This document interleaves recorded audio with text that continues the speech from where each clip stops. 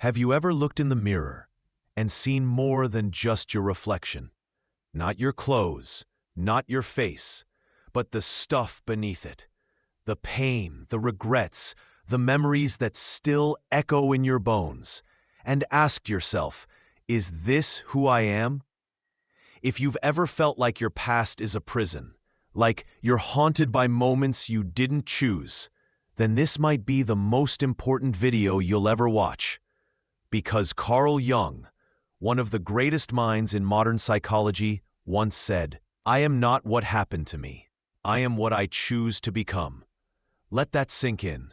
You are not your trauma, not your past, not your scars. You are your next decision. But here's the truth. That kind of transformation, it doesn't come easy. It takes war, an internal battle between the past that shaped you and the future you're terrified to step into. Let's go there. Let's take a brutally honest journey into the Jungian idea of identity, shadow, trauma, and choice. Most people live like this: wounded, triggered, reactive. Not because they're weak, but because something happened, and that something never left. It became the lens through which they see the world. They're not in the present.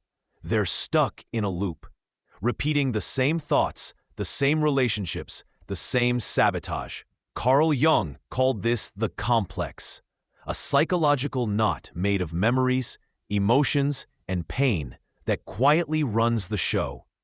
You may think you're making choices, but if you haven't faced your wounds are choosing for you. You stay quiet when you should speak.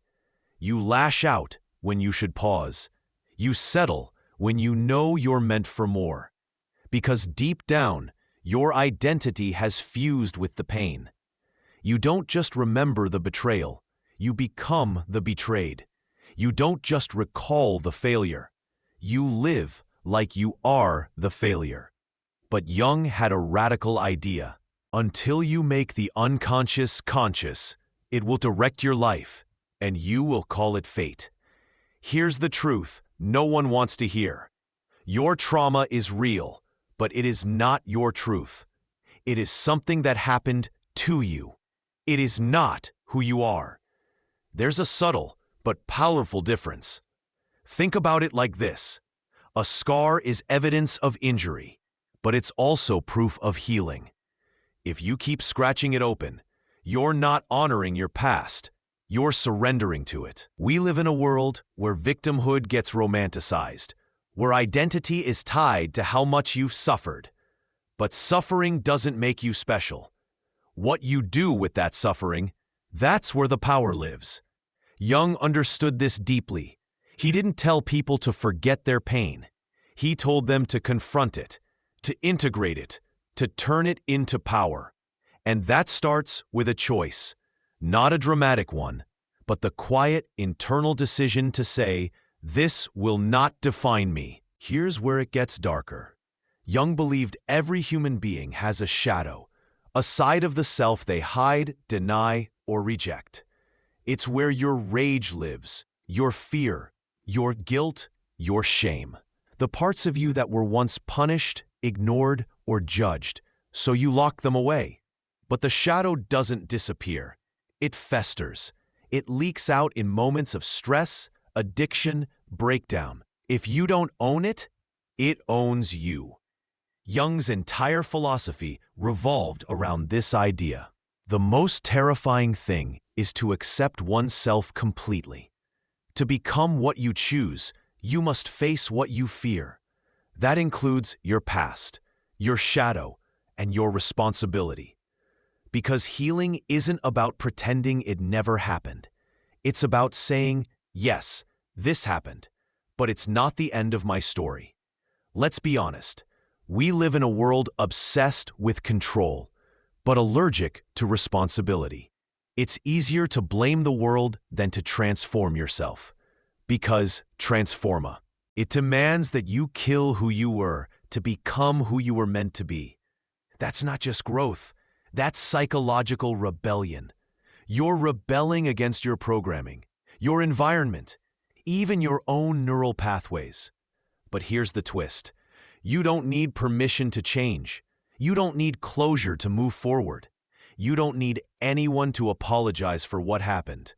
You need one thing: choice. And that choice, it won't scream. It won't come with fireworks. It will whisper. You are free. You were not born to carry your pain like a badge. You were born to become more than your circumstances. You are not the chaos you came from. You are the order you choose to create. You are not your mistakes. You are your reinvention. Every second, you are sculpting your identity, not based on what happened, but on what you do next. It doesn't matter how far you've fallen. What matters is the direction you're facing. Forward. Always forward.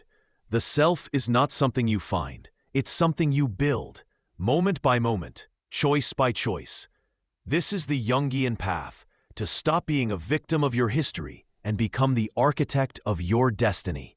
So the next time you feel like your past is pulling you under, pause, breathe, and remember Jung's words: I am not what happened to me.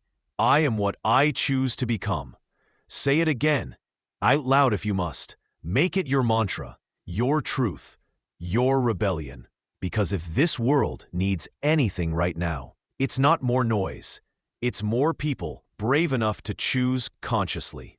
If this message hits something deep inside you, you're not alone.